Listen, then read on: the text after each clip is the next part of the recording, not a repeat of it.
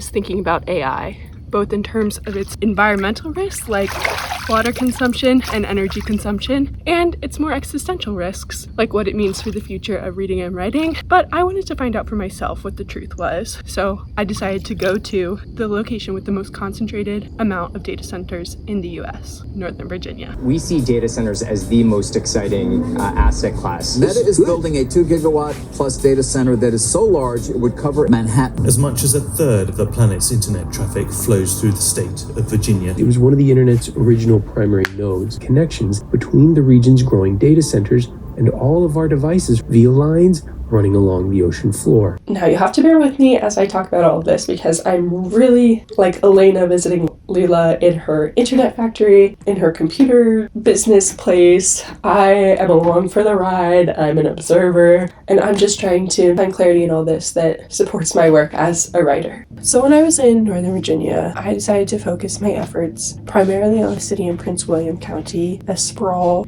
the Loudoun County data center boom, and I went to Manassas, a city which has 90 data centers. This is an unexpected explosion of industry just like any other, and that industrialization has consequences on the suburban landscape. These are data centers not necessarily on the outskirts of town or in rural areas, which comes with its own host of issues like the water use needed to take care of farms in the area and the out-competition of farmers without seeing profits go back into the place. But rather, this is a situation where data centers are on either side of your church, where data centers are rising behind your neighborhood, where you walk out of the gym and you see a data center. It's across your local Walmart supercenter. It's bounding in your high school. It's in the backyard of the local motel, which just creates a unique energy. And another thing I noticed was where these data centers were clustered, there was often a police presence. So not only do these data centers come with very high security, they also come with the deployment of policing forces, which is interesting to notice.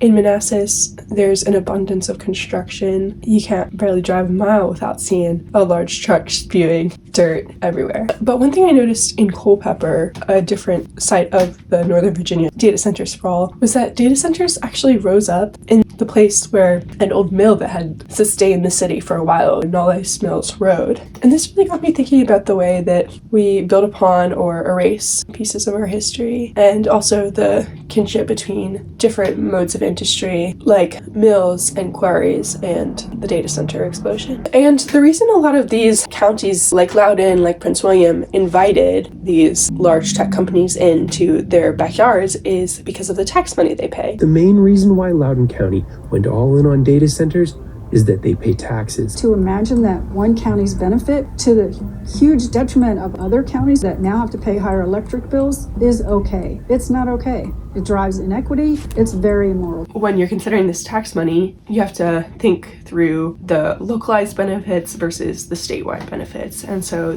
that brings me to Chesterfield. Admitted to evaluating bids on its own without a third party, despite earlier indications there would be one. Dominion is in violation of the Virginia Clean Economy Act. This requires most carbon-emitting plants to retire by 2045. Low-income families and communities of color. This is not the right time or the right place. Projects like these end up in the same neighborhoods and the same parts of the Commonwealth time and time again. There's a lot of harmful pollution that will be produced. It will raise cancer rates and asthma rates in our community. The place has had a long history of facing environmental pollution from Dominion Energy, particularly from the coal ash from their old coal plant, but also the 70 years of air pollution that was coming from the coal plant. So how does Chesterfield come into the equation? Well, in Chesterfield, Dominion Energy is pushing forward with plans to turn an old shut down coal plant to an expanded gas plant, despite resistance from the community and from different environmental organizations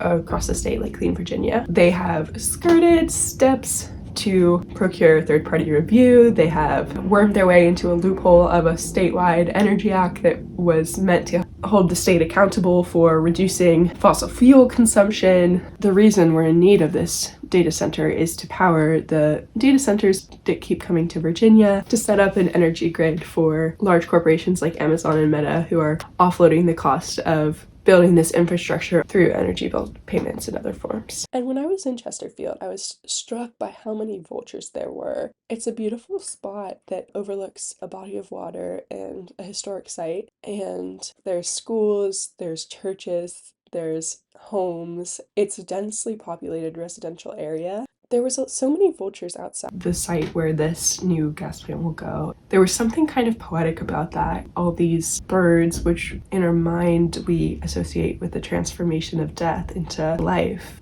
to be confronted with the preemptive efforts of Dominion while they're still facing review for the go-ahead with this power plant, the preemptive efforts of scooping out the old coal ash to prepare for even more environmental devastation. It was just heavy, to be honest, and it seemed symbolic in whatever way. So next I actually wanted to theorize the data center space. Yeah. Wait. The sun comes up behind the data center. Yeah. So they don't see the sun until an hour or two after it rises. These data centers usually have no windows. They're often painted white or gray. They generally have a great deal of security outside. Both my individual observation and scholars of data centers have suggested that this is to give it a feeling of distancelessness, or the sense that it's extending into infinity, to imbue it with a futuristic vibe that attracts its clients. It's also to obscure points of connection, corners that bound it. And data centers are also highly sterile places because slight disturbances, as minuscule as dust, can really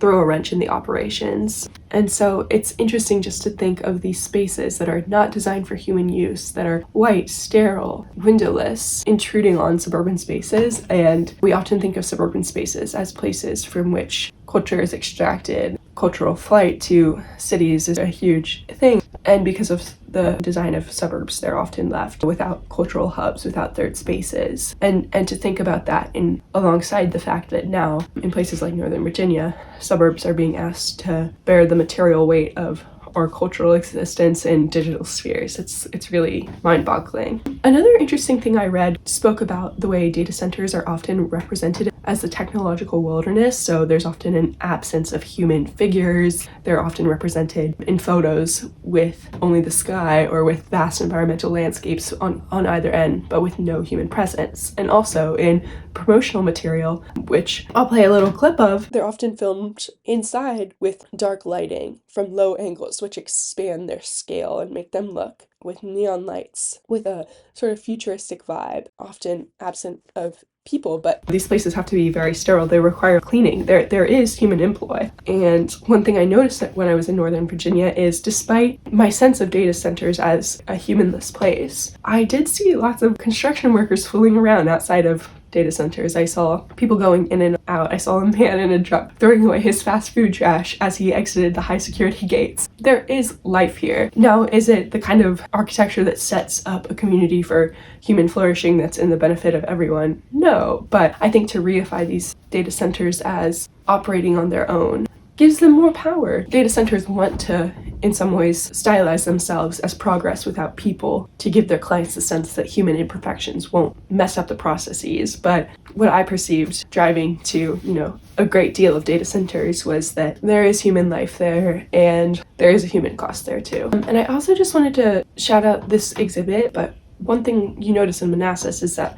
there's a quarry just outside of town, and there's something so evocative about the protrusion of quarries into the earth and data centers out of the earth, and their relative extraction and exploitation of land and space. I just want to point out that the data centers aren't necessarily a new phenomenon. I think in many conversations around AI online right now, there's a sort of sensationalism that dehistoricizes the growth of data centers as an asset in the US over a long period of time. What is new is the exponentially increasing energy demands and arms race to create super intelligence directed towards extracting profit. Every working author, at least in TradPub today, is anti-AI. Extremely vocally against generative AI. Absolute piracy of our books. It's really gross to me. I hate it. We're starting to sound more like AI. Everything you've ever written is better than anything AI can do. It takes away from distinctiveness and individuality. The collapse of one of the most enduring competencies to be earned from higher education. The ability to think and to communicate humanely and eloquently. So what do writers think of all this? My sense is that most writers are resisting generative AI.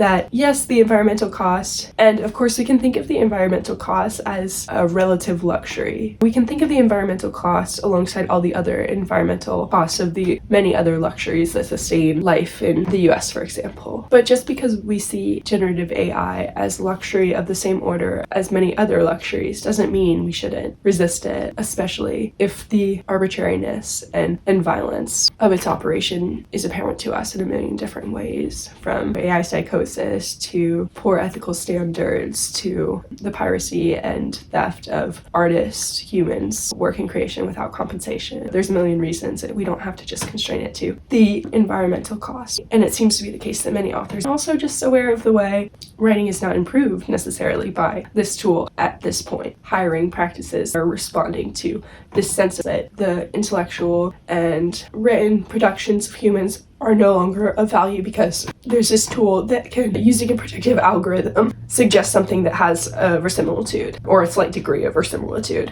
Authors and artists have the ability to see through this BS and to point out the way that an average based on the Grand Theft Auto of all time of all literature is not a boon to society. I was really struck by George Sanders and Zadie Smith's conversation. The danger is we might forget how to tell the difference. It's not that the robots are going to take over, it's that we become like them. They indicated that perhaps the real fear is not that AI writing will put, artists out of a job, but that we as a society will lose touch with what makes language so special and what makes the human arrangement of language meaningful, and that we will come to sound mechanical. People will really start to value the human aspect of art. In writing, I don't think this is the major concern. It sounds a little bit ridiculous in the literary community panicking about AI. We think and feel and we have the quality we have because of the physical shape of the brain. You can get a sense of the absolute essential primacy of the constraints of space as a vector of our materiality on the human capacity to think and to reason. In conversations where about, the development of superintelligence, or even on the meaningfulness of our predictive algorithms' outputs, we lose a sense of the stuff of human intelligence. We are not only reasoning creatures, though for a long time we have yearned for that. We are reasoning creatures with a finite sense of time, finite body. So for all my writers who are wrestling with what generative AI means for your value, for your sense of mission, I just want to remind you that these corporations have profit in mind, and you as a writer have the chance to have humanity in mind.